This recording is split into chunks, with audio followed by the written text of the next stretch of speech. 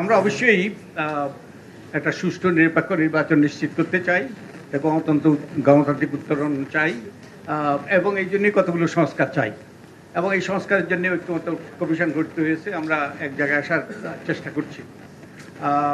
তো আমার মনে হয় এবং এগুলোর একটা উদ্দেশ্য হলো স্বৈরাচার আবার যেন ফিরে না আসে। তো আমার মনে হয় স্বৈরাচারকে আবার যাতে ফিরে না আসে আরেকটা সংস্কার আমাদের দরকার এবং এই সংস্কারটার জন্য আমাদের সংবিধান সংশোধন করতে হবে না, আমাদের নতুন করে ঐক্যমত্য পৌঁছতে হবে না। ঐক্যমত্য আছে এবং এটা আইনেও আছে, এটা শুধু বাস্তবায়ন দরকার এবং এই জন্য শুধু সদিচ্ছা দরকার আমাদের আমাদের বিশেষত রাজনৈতিক দলগুলোর পক্ষ থেকে।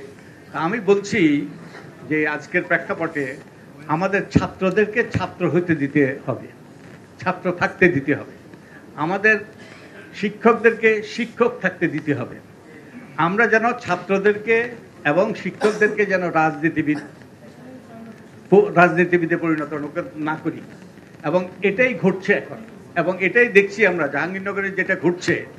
এই যার কাজ সে না করে অন্যরা সেই কাজ করতে গিয়ে আমাদের ছাত্ররা এবং আমাদের শিক্ষকরা রাজনীতি করতে গিয়েই আজকের যে জটিলতার সৃষ্টি হয়েছে এবং আরও জটিলতার সৃষ্টি হবে এবং এটার সমাধান করা দরকার। এবং এটা আমাদের সমাজে বিভিন্ন শ্রেণীর লোক আছে, রাজনীতিবিদ আছেন, ছাত্ররা আছেন, শিক্ষকরা আছেন, আরও অনেকে আছেন। প্রত্যেকের এক একটা ভূমিকা আছে।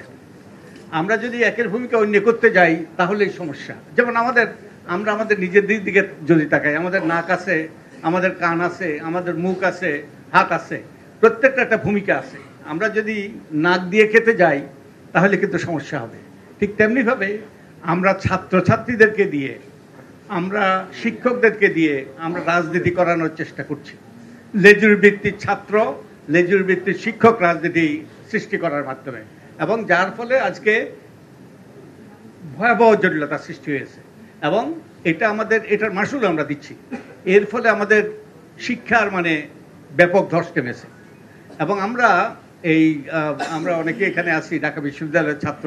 প্রাচ্যের অক্সফোর্ড, সেই প্রাচ্যের অক্সফোর্ডে 70 বছর পরে আমরা একজন কিন্তু ওয়ার্ল্ড ক্লাস বিজ্ঞানী তৈরি করতে পারিনি।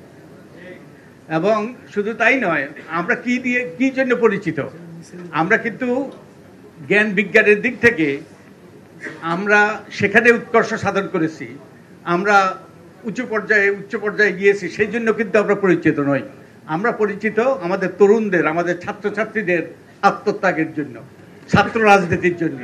ছাত্ররা যে অসাধারণ কাজ করেছে অবশ্যই তার জন্য আমরা গর্ব করতে পারি।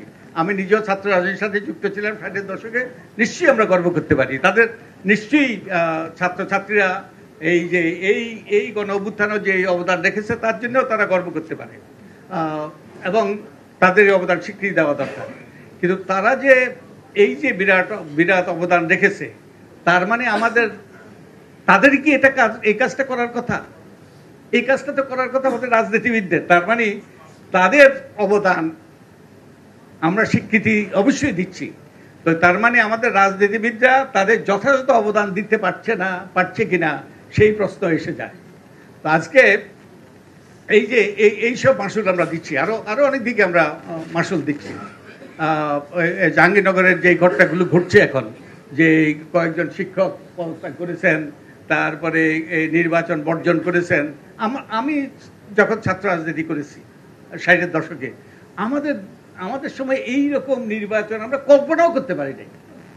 আমরা নির্বাচন হয়েছে হলে হলে এবং আমরা কোনো রকম এরকম ঘটনায় হাজার পর্যবেক্ষক, হাজার না, শত পর্যবেক্ষক, এই টিভি ক্যামেরা, এইরকম ঘটা করে যেমন একটা জাতীয় নির্বাচন হচ্ছে। এটা এটা তো হওয়ার কথা নয়।